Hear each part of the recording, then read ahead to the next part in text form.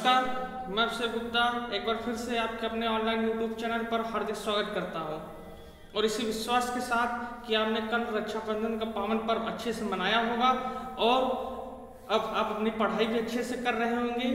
आप अपनी पढ़ाई भी आप प्रारंभ कर दिए होंगे और आप कर भी रहे हैं, बहुत अच्छी बात है। चलिए सर लाइव आ जाइए जिससे आज की क्लास स्टार्ट किया जा सके।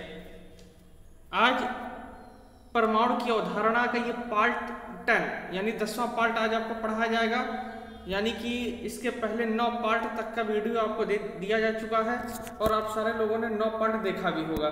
तो चलिए देखिए, आप थोड़ा सा परेशान मत होइए कि कितना इतना लंबे पार्ट हैं, ठीक ना। चूंकि स्टार्टिंग है, परमाणु है, परमाणु चूंकि सबसे इम्पोर्टेंट चैप्टर होता है 11th में भी 12th में भी, यानी जान लीजिए परमाणु ही रिलेट करता है सारी चीज़ें। तो अगर आपका परमाणु अच्छे से तैयार रहेगा तो आप सारी चीज़ें बहुत अच्छे तरीके से समझते हुए चले जाएंगे। तो आप उसके लिए ज़रा से भी परेशान मत होइएगा, बस खाली अच्छे से समझते रहिए, पढ़ते रहिए। सारा सिलेबस खत्म कर दिया जाएगा, बस आप थोड़ा सा रिलैक्स होकर आराम से पढ़िए, मौज मस्ती से पढ़िए, कोई टेंशन लेने की आपको ज़रूरत नहीं है। आइए आज की हम क्लास स्टार्ट करते हैं। देखिए, पिछले लेक्चर्स में हमने आपको नाभिक की खोज तक का टॉपिक पढ़ा दिया था।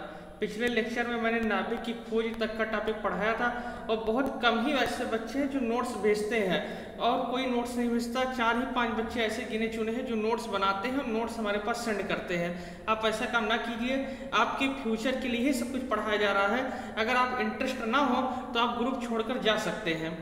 अगर आप पढ़ने में इंटरेस्ट नहीं रखते हैं तो आप बड़े आराम से ग्रुप को लीव करके जा सकते हैं, आप ग्रुप छोड़कर जा सकते हैं, ठीक ना। अगर आपको अच्छा ना लग रहा हो, अगर आपको ये सारी चीज़ें ना पसंद हो, आप बड़े आराम से ग्रुप को लीव कीजिए, ग्रुप को छोड़ दीजिए और ग्रुप छोड़कर चले जाइए। लेकिन अगर आप पढ़ना चाहते हैं हमारे साथ, अगर आप अच्छे से पढ़ना चाहते हैं तो जितना हम आपको काम दें आप वो काम कीजिए। जो भी हम आपको यहाँ पे वीडियो देते हैं आप उस वीडियो का नोट्स बनाइए अच्छे से और नोट्स बनाकर आप नोट्स हमारे पास सेंड कीजिए। किस नंबर पे आपको सेंड करना है?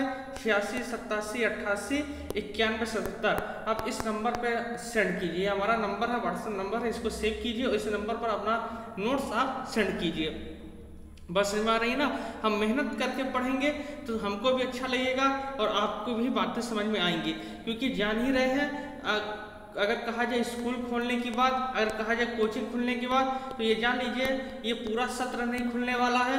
ये एकदम मान कर चलिएगा आप, जो है सितंबर तक तो मुश्किलें हैं, अक्टूबर से देखिए कुछ उम्मीद। लेकिन देख रहे हैं जिस तरीके से कोरोना वायरस का प्रभाव बढ़ रहा है, यहाँ तक कि अमित शाह जी जैसे नेता को हो गए जो कि इतने सिक्योरिटी में रह रहे हैं, तो हम लोग क्या हैं बताइए। अमित शाह जैसे नेता, यूपी के कई सारे, यूपी के भी देखिए 2 नेताओं की जो है डेथ हो गई इससे, कोरोना वायरस से। तो बताइए जब ये लोग नहीं बच पा रहे हैं जो कितने सिक्योरिटी में रह रहे हैं, तो हम लोग बताइए क्या है, ठीक ना। तो इसलिए सेफ्टी जरूरी है। तो लेकिन इसके साथ पढ़ाई भी करना है, ये भी नहीं कि पढ़ाई नहीं करना है, हमें पढ़ना भी है। तो हम आपके लिए अगर कुछ कर रहे हैं तो आप भी अच्छे से पढ़ते रहिए, मेहनत करके पढ़ते रहिए। क्योंकि अगर आप 11th नहीं पढ़ेंगे अच्छे से, हमारा वादा है आपका 12th कभी समझ में नहीं आएगा, ये जान लीजिए। अगर आपने 11th नहीं पढ़ा 12th आपको कभी नहीं जिंदगी में समझ में नहीं आएगा। हम क्या अगर चाहे ब्रह्मा भी अगर आपको पढ़ा दे कभी नहीं समझ में आएगा, जान लीजिए। 12th का जो पोर्सन है, तो 11th अच्छे से पढ़ लेंगे, 12th आप अच्छे से समझ ले जाएंगे। बात समझ में आ रही है ना। तो अच्छे से पढ़िए, थोड़ा सा मेहनत करके आप पढ़िए। चलिए आज का हम टॉपिक स्टार्ट करते हैं बच्चों।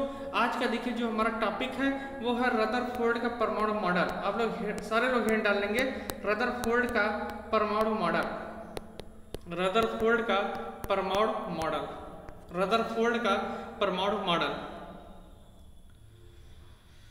इसके पहले हमने किसका परमाणु मॉडल पढ़ा था? डाल्टन का परमाणु मॉडल पढ़ा था। इसके बाद थॉमसन का परमाणु मॉडल पढ़ा था। आज हम पढ़ेंगे रदरफोर्ड का परमाणु मॉडल। हमने नाभिक की खोज भी पढ़ लिया। नाभिक खोज किसने किया था? नाभिक खोज रदरफोर्ड और उनके 2 शिष्य थे गाइगर और मर्सडेन, उन्होंने किया था, ठीक ना। अब जो मॉडल है हमारा वो है रदरफोर्ड का परमाणु मॉडल। आइए स्टार्ट करते हैं आज की क्लास। देखिए इन्होंने क्या बताया, रदरफोर्ड साहब ने क्या बताया? इन्होंने यही बताया कि जो परमाणु होता है, परमाणु क्या होता है बताइए? परमाणु का आकार क्या है? आप कहोगे सर परमाणु गोलाकार होता है। परमाणु कैसा होता है? आप कहोगे सर परमाणु क्या होता है? गोलाकार होता है। परमाणु क्या होता है बताइए? गोलाकार होता है। इन्होंने ये बताया कि परमाणु गोलाकार होता है। परमाणु क्या होता है? गोलाकार होता है। और इसके साथ साथ परमाणु जो होता है अति सूक्ष्म होता है, परमाणु गोलाकार होता है, अति सूक्ष्म यानी बहुत छोटा होता है, परमाणु गोलाकार होता है, अति सूक्ष्म होता है, और क्या होता है बताइए, एक चीज मैंने आपको और बताया था, उदासीन भी होता है। परमाणु क्या होता है, परमाणु उदासीन भी होता है कि नहीं होता, परमाणु और क्या होता है बताइए, उदासीन भी होता है। ये चीजें मैंने आपको बताई थी अभी कल ही परसों वाले लेक्चर में, क्योंकि प्रोटॉन की संख्या बराबर इलेक्ट्रॉन की संख्या, प्लस माइनस कट गया, प्लस और माइनस जब कट जाएंगे उदासीन हो जाएगा नहीं हो जाएगा। तो पहला इन्होंने क्या बताया, पहले इन्होंने यही बताया बच्चों कि परमाणु गोलाकार होता है, परमाणु अति सूक्ष्म होता है और परमाणु उदासीन होता है। बताएं यहाँ तक अगर आपका टॉपिक क्लियर हो गया हो। परमाणु गोलाकार होता है, अति सूक्ष्म होता है, उदासीन होता है, ठीक ना। चलिए नेक्स्ट टॉपिक की तरफ चलते हैं। अगला जो हमारा टॉपिक है वो ये है, देखिए अभी परमाणु मॉडल ही पढ़ रहे रदरफोर्ड का। ये पहला कक्षा था कि परमाणु अति सूक्ष्म गोलाकार होता है, अति सूक्ष्म होता है, विद्युत उदासीन होता है। दूसरा देखिए हमारा जो टॉपिक है बच्चों वो ये है नाभिक की परिभाषा, जो मैंने बताया था आपको, आपने लिखा है नाभिक की परिभाषा, वही नाभिक की परिभाषा लिखना है। आपको क्या लिखना है, नाभिक की परिभाषा क्या होती है। आप लिखेंगे कि परमाणु के बीच में, परमाणु के केंद्र में क्या होता है, परमाणु के केंद्र में धनावेशित भाग होता है, जिसे परमाणु का क्या कहते हैं, जिससे परमाणु का नाभिक कहते हैं। मैं यही तो बताया था कि परमाणु का समस्त भार, क्या बताया था, परमाणु का समस्त द्रव्यमान, आपने लिखा है परमाणु का समस्त द्रव्यमान और समस्त धनावेश, परमाणु का समस्त द्रव्यमान और क्या समस्त धनावेश कहाँ स्थित होता है, परमाणु के केंद्र में स्थित होता है। और इसी केंद्र को क्या कहते हैं, आप कहोगे सर इसी केंद्र को हम नाभिक कहते हैं। बताइए दूसरी बात समझ आ गई। पहला आप क्या कहेंगे, पहला आप ये कहेंगे सर कि परमाणु क्या होता है, गोलाकार होता है, विद्युत उदासीन होता है और अति सूक्ष्म होता है। दूसरा आप क्या कहेंगे, दूसरा कहेंगे परमाणु का समस्त द्रव्यमान और समस्त धनावेश कहाँ स्थित होता है, परमाणु के केंद्र में स्थित होता है, जिसे हम क्या कहते हैं, जिसे हम परमाणु का नाभिक कहते हैं।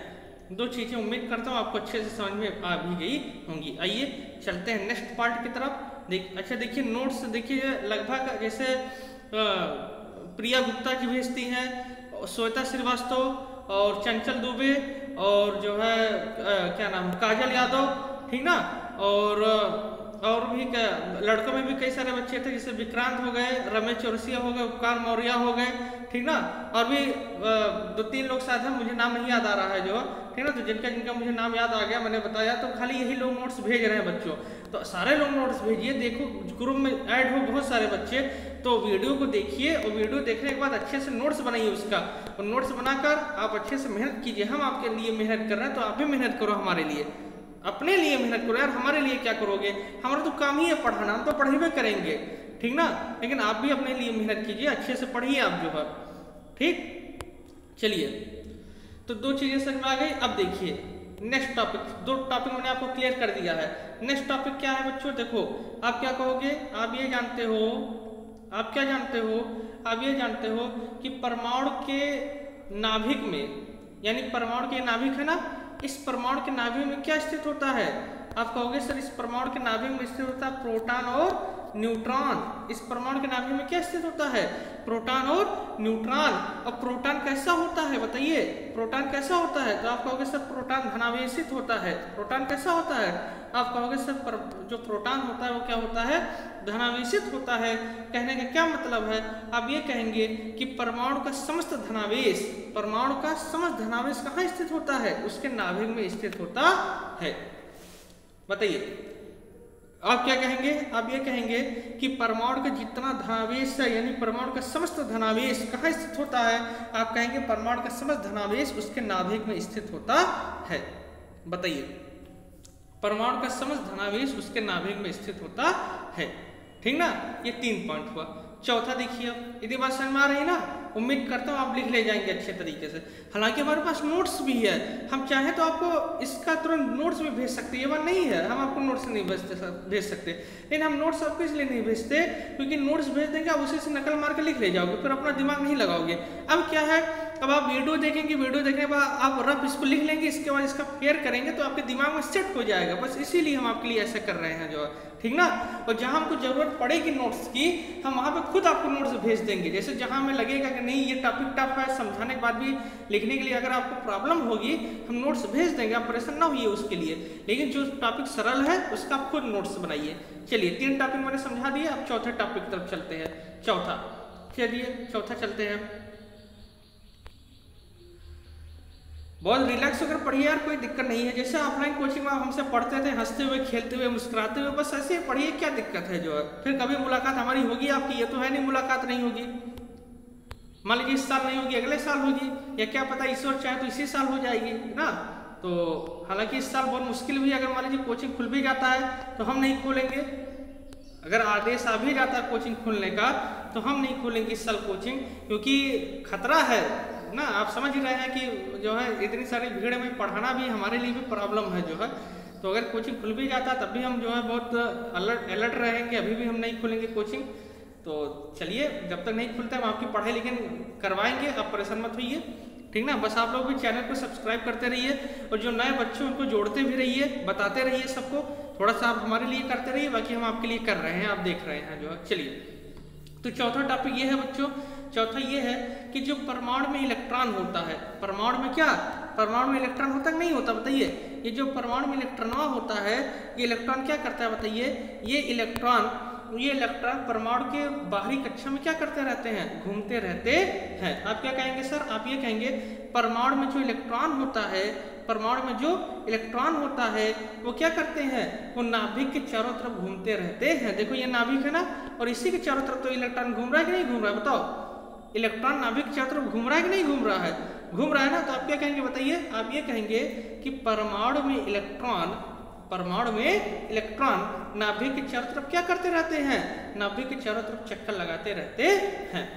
बताइए, परमाणु में इलेक्ट्रॉन नाभिक के चारों तरफ चक्कर लगाते रहते हैं। क्लियर, 4 टॉपिक उम्मीद करता हूँ आपको अच्छे से समझ में आ गया होगा। बताए यहाँ तक आपकी कोई प्रॉब्लम नहीं हुई होगी। चलिए, और देखिए अतुल सर भी कुछ ही दिनों बाद आने वाले हैं, तो उनके आने तक आप लोग ग्रुप में कम से कम 100 बच्चों को जोड़ लीजिए।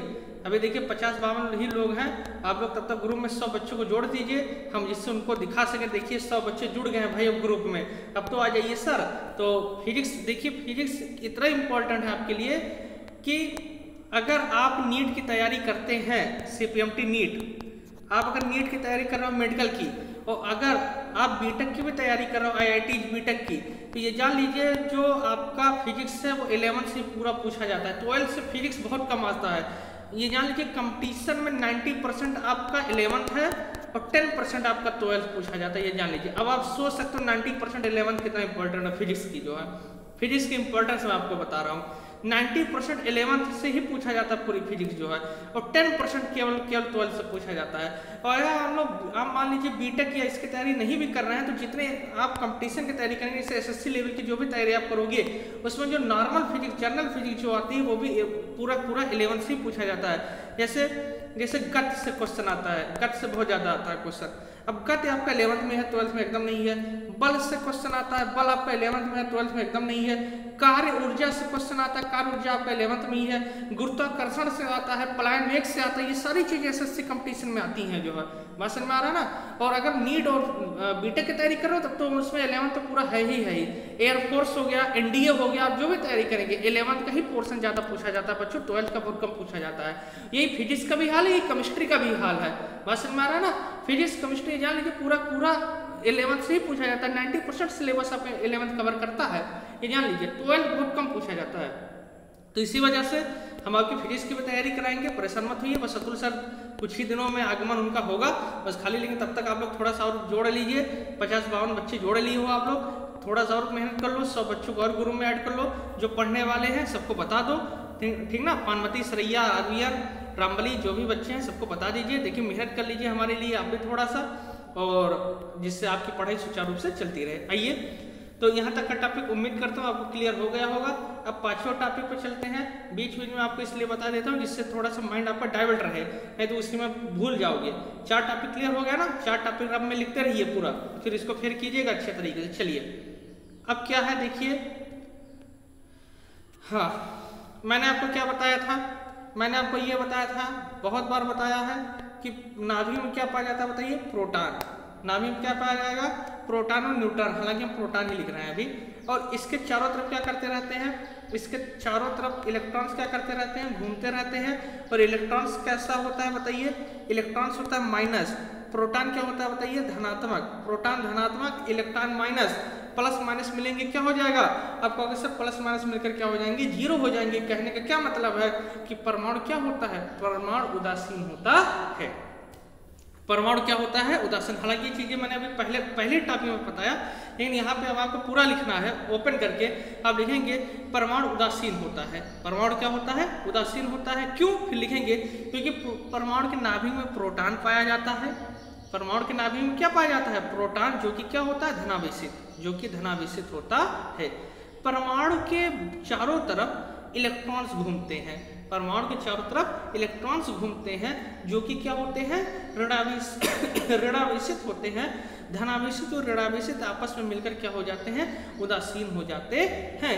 इसी वजह से परमाणु उदासीन होता है। बहुत ही सरल शब्दों में आपको लिखना है और उम्मीद करता हूँ आप लिख भी ले जाएंगे। बहुत इजी है, कोई टफ नहीं है। तो 5 तक का टॉपिक मैंने आपको हंसते हुए खेलते हुए पढ़ा दिया। आइए चलते हैं छठवां टॉपिक की तरफ। छठवां देखिए कौन सा टॉपिक है बच्चों, छठवां टॉपिक ये है, देखो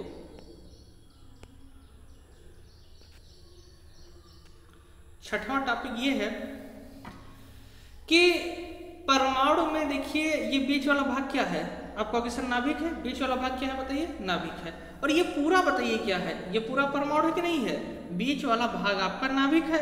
बीच वाला भाग आपका क्या है बताइए, नाभिक। बीच वाला भाग क्या है बताइए, नाभिक। और ये पूरा बताइए क्या है, आप कहोगे सर ये पूरा है परमाणु, ये पूरा क्या है बताइए, परमाणु। बीच वाला नाभिक है, पूरा क्या है बताइए, परमाणु है। अब हमें बताओ जरा सा फिगर से आपका बताओ, नाभिक और परमाणु में किसका आकार छोटा है, नाभिक का आकार छोटा होगा कि परमाणु का आकार छोटा होगा, बताओ। नाभिक का आकार छोटा होगा कि परमाणु का आकार छोटा होगा। तो आप डायरेक्ट कहेंगे सर नाभिक का आकार छोटा होगा।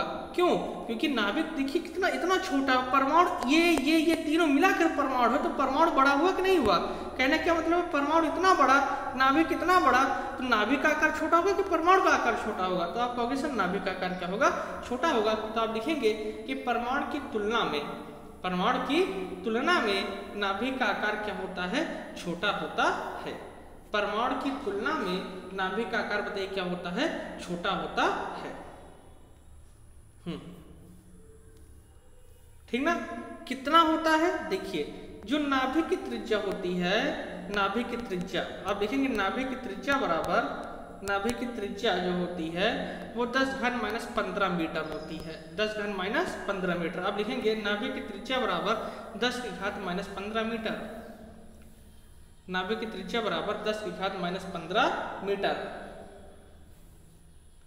और परमाणु की त्रिज्या, परमाणु की जो त्रिज्या होती है आप उसको लिखेंगे क्या, आप लिखेंगे 10 की घाते -10 मीटर।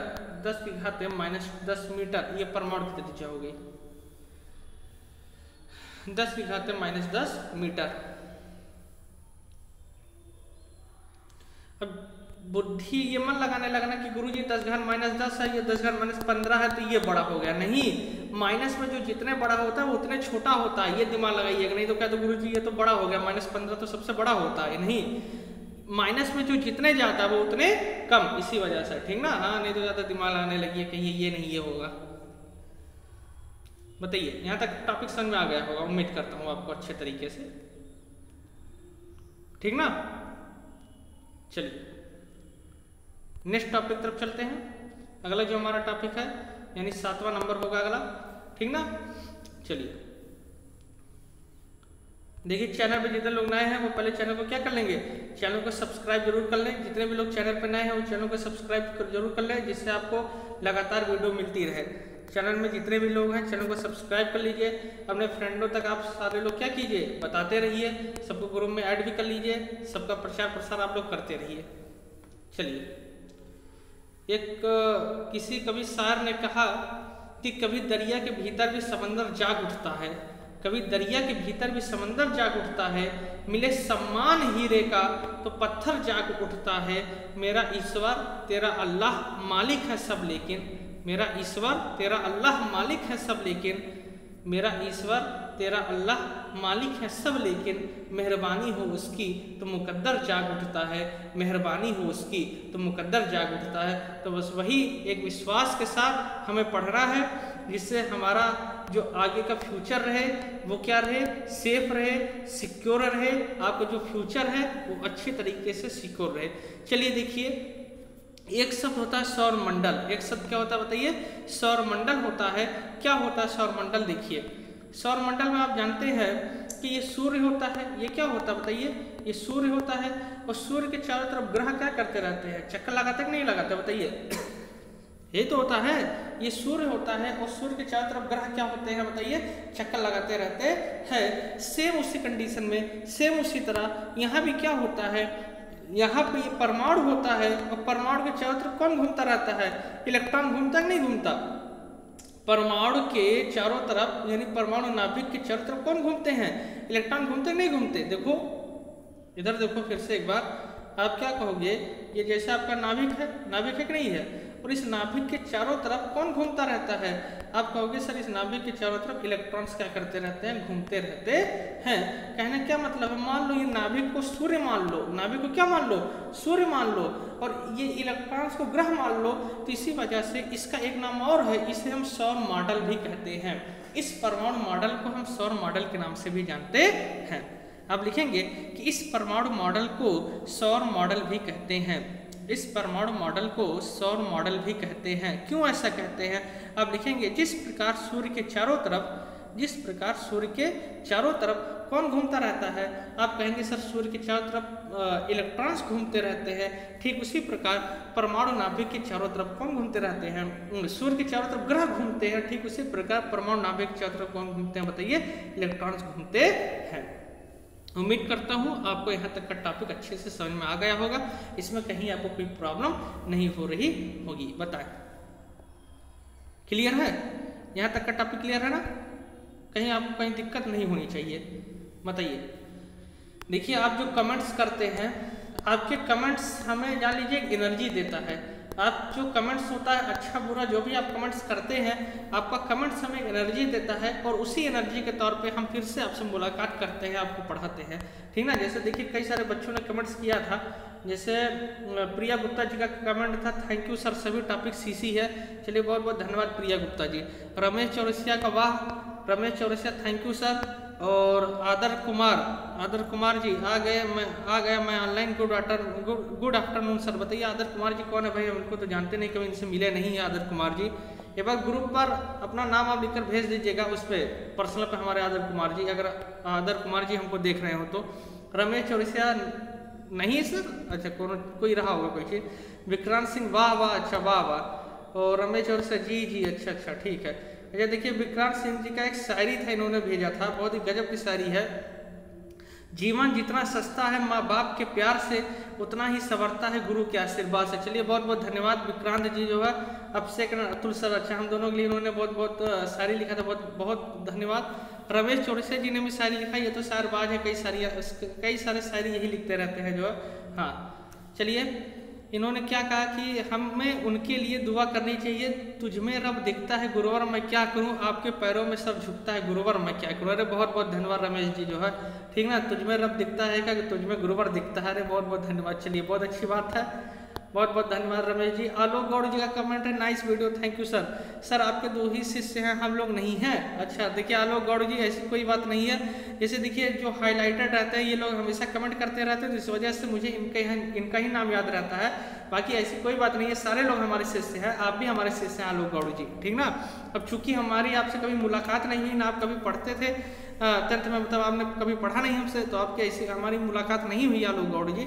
हालांकि आपका भी जो कमेंट है बहुत अच्छा है, आप भी हमारे शिष्य हैं, ऐसी कोई बात नहीं है। कभी हमारी आपकी मुलाकात होगी तो हम आपसे मुलाकात जरूर करेंगे, ठीक ना। तो बहुत बहुत धन्यवाद आलोक गौड़ जी जो है, आप भी हमारे शिष्य हैं, आप इसके लिए निराश मत होइएगा। आलोक गौड़ जी का भी हम नाम बार बार ले रहे हैं, ठीक ना। हाँ तो ऐसी कोई बात नहीं है आलोक जी, चलिए, आदर कुमार जी ने पूछा है सर नाभि की खोज किस सन में हुआ था, और सर लाइव चैट में पूछे गए क्वेश्चन का आंसर कर दिया कीजिए। Thank you sir for free coaching. अच्छा, तो नाभिक खोज 1911 में हुआ था। नाभिक खोज जो हुआ था बताइए किस में हुआ था, 1911 ईस्वी में, आदर कुमार जी।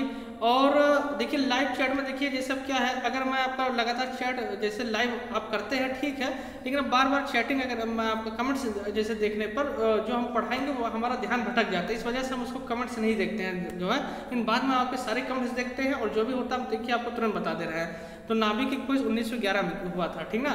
हाँ चलिए, बहुत बहुत धन्यवाद। अच्छा, और कि हमें पता नहीं क्या क्यों कैसे होती है, कि हमें पता नहीं क्या क्यों कैसे होती, बस अच्छे कर्मों का फल बहन होती है। चलिए बहुत बहुत धन्यवाद। इन्होंने देखिए रक्षाबंधन में बहुत सारा अच्छा कमेंट्स किया था। चलिए बहुत बहुत धन्यवाद। देखिए सारे लोग हमारे शिष्य हैं, कोई ऐसा नहीं है जो हमारा शिष्य नहीं है। जो भी हमसे पढ़ रहे हैं, जो भी हमसे जुड़ कर पढ़ रहे हैं, वो सब हमारे शिष्य हैं। तो आप उसके लिए कभी भी परेशान मत होइए, ठीक ना। हाँ, सबका नाम लिया जाएगा। देखिए जैसे जो लगातार जैसे ये लोग लाइव चैट पर अक्सर बोलते रहते हैं, इस वजह से इन्हीं का नाम याद आ जाता है। बाकी ऐसी कोई बात नहीं है, सारे हमारे बच्चे हैं, सबका नाम लिया जाएगा, ठीक ना। हाँ, तो इसमें बुरा मानने की कोई बात नहीं है, सब हमारे शिष्य हैं और सबको हम दिल से धन्यवाद देते हैं, दिल से आशीर्वाद देते हैं। चलिए, और जो भी आपका क्वेश्चन रहा करे आप तुरंत कमेंट में डाल दिया करिए। जैसे आप कमेंट में डालेंगे हम आपका क्वेश्चन आपको या तो कमेंट्स में भेज देंगे, नहीं तो दूसरे दिन उसका हम तुरंत सोल्यूशन आपका करेंगे जो है। आप परेशान मत होइए, अच्छे से पढ़ते रहिए। आइए, और देखिए चैनल पर जितने लोग ना हैं चैनल को सब्सक्राइब कर लें, ठीक ना, बाकी पढ़ाई आपकी अच्छे से चलती रहे। चलिए देखिए, अब एक लास्ट टॉपिक चलते हैं, 7वां टॉपिक तरफ चलते हैं। बहुत ही अच्छा टॉपिक है ये देखिए क्या है, इन्होंने क्या बताया। जैसे देखो, आप लगातार घूमो, अगर आप लगातार घूम रहे हो तो एक ऐसी स्थिति आएगी कि आप गिरोगे नहीं गिरोगे, बताओ। आप अगर लगातार घूमे दौड़े, अगर आप लगातार दौड़ रहे हो, वृत्ताकार दौड़ रहे हो, चाहे जैसे आप दौड़ रहे हो, आप लगातार दौड़ रहे हो तो एक ऐसी स्थिति आएगी कि आपकी एनर्जी खत्म होगी, नहीं खत्म होगी, तो आप गिरोगे कि नहीं गिरोगे, बताओ। आप लगातार गिरोगे कि नहीं गिरोगे। कहने का क्या मतलब है कि जैसे ये नाभिक है आपका, ये आपका क्या है, नाभिक है, और नाभिक के चारों तरफ कौन घूमता रहता है, तो आप कहेंगे सर नाभिक के चारों तरफ इलेक्ट्रॉन्स घूमते हैं। नाभिक के चारों तरफ कौन घूमते हैं बताइए, इलेक्ट्रॉन्स घूमते हैं। तो आप बताओ, जब नाभिक के चारों तरफ इलेक्ट्रॉन्स घूमते हैं तो एक ऐसी स्थिति होनी चाहिए कि इलेक्ट्रॉन्स को कहाँ गिर जाना चाहिए, नाभिक पर गिर जाना चाहिए। इलेक्ट्रॉन्स को नाभिक पर क्या हो जाना चाहिए, गिर जाना चाहिए कि नहीं गिर जाना चाहिए। लेकिन इलेक्ट्रॉन्स नाभिक पर नहीं गिरता है, इलेक्ट्रॉन्स नाभिक पर नहीं गिरता है। क्यों नहीं गिरता है, क्यों नहीं गिरता है जानते हैं, अभी रुकिए बता रहे हैं हम। आप पहले ये लिखेंगे, आप लिखेंगे परमाणु में इलेक्ट्रॉन्स नाभिक चारों ओर चक्कर लगाते हैं। परमाणु में जो इलेक्ट्रॉन्स होते हैं वो नाभिक चारों तरफ क्या करते हैं बताइए, चक्कर लगाते हैं। चक्कर लगाते लगाते एक ऐसी स्थिति आएगी कि इलेक्ट्रॉन्स को नाभिक पे क्या हो जाना चाहिए। आप देखेंगे इलेक्ट्रॉन्स को नाभिक पे गिर जाना चाहिए, इलेक्ट्रॉन्स को नाभिक पे गिर जाना चाहिए। लेकिन इलेक्ट्रॉन्स नाभिक पे इसलिए नहीं गिरता है, इलेक्ट्रॉन्स नाभिक पे इसलिए नहीं गिरता है क्योंकि वहां अपकेंद्र बल कार्य करता है। कौन सा बल, अपकेंद्र बल, वहां अपकेंद्र बल कार्य करता है। इस वजह से इलेक्ट्रॉन्स नाभिक पर नहीं गिरते हैं, ठीक ना। ये अपकेंद्र बल क्या होता है, इसको अतुल सर आपको फिजिक्स में पढ़ाएंगे। फिजिक्स में अपकेंद्र बल है, चौथे चैप्टर जब पढ़ाया जाएगा, चौथा चैप्टर फिजिक्स में, वहां पे अपकेंद्र बल डिटेल में पढ़ाया जाएगा, ठीक ना। तो वहां पे अतुल सर पढ़ाएंगे आपको। तो क्योंकि वहां पे कौन सा बल काम करने लगता है, वहां पे अपकेंद्र बल काम करने लगता है, ठीक ना। तो ये था आपका रदरफोर्ड का परमाणु मॉडल। ये क्या था, रदरफोर्ड का परमाणु मॉडल ये था। बात समझ में आ रही है ना, ये आपका रदरफोर्ड का परमाणु मॉडल था। जितने भी बच्चे हैं वो सब क्या करेंगे, जो भी आपके पढ़ने वाले भाई बहन हैं 11th के, उन सबको ग्रुप में ऐड कर लीजिए। देखिए हमारी रिक्वेस्ट है आपसे, आप उन सबको ग्रुप में ऐड कर लो, उन सबको भी बता दो जिससे वो सारे भी ऐड हो जाए, ठीक ना। और एक बार फिर से मैं बता दूँ आपको, क्लास 10 और क्लास 12 की भी ऑनलाइन कोचिंग चल रही है। जो भी आपके 10th के भाई बहन हो, जो भी 12th के भाई बहन हो, उनको भी बता दीजिए 10th की क्लास 2 बजे से, दोपहर 2 बजे से यानी आपके पहले, और 12th की क्लास 4 बजे से यानी आपके बाद लाइव चल रही है। और आपकी क्लास कितने बजे से, 3 बजे से चलती है, यानी 2 से 4 2, 3, 4 लगातार 3 क्लासेस चल रही, लाइव चल रही है। आप सारे लोग बता दीजिए जो भी आपके भाई बहन हो, जिससे वो सारे लोग भी इस वीडियो का लाभ उठा सके। ज़्यादा से ज़्यादा आप लोग भी बताते रहिए, सबको ग्रुप में ऐड कर लीजिए, ठीक ना। और जितने भी नए लोग हैं वो चैनल को जरूर से जरूर सब्सक्राइब कर लें। हाँ, हमारी रिक्वेस्ट है वो लोग चैनल को सब्सक्राइब जरूर कर लें। चलिए, तो रदरफोर्ड के परमाणु मॉडल का गुण हो गया। अब गुण के बाद हमें क्या पढ़ना है बताइए, हमें इनका दोष पढ़ना है। तो आज आप सारे लोग गुण इनका लिखेंगे, फिर कल हम आपको दोष के बारे में इसको बताएंगे। तब तक के लिए बहुत हंसते रहिए, खेलते रहिए, मुस्कुराते रहिए, पढ़ते रहिए। और इन्हीं शब्दों के साथ मैं अभिषेक गुप्ता आज आप लोगों से अलविदा लेता हूँ। कल फिर इसी टाइम मिलेंगे एक नई ऊर्जा के साथ, एक नए उत्साह के साथ। तब तक हंसते रहिए, खेलते रहिए, मुस्कुराते रहिए। बहुत बहुत धन्यवाद।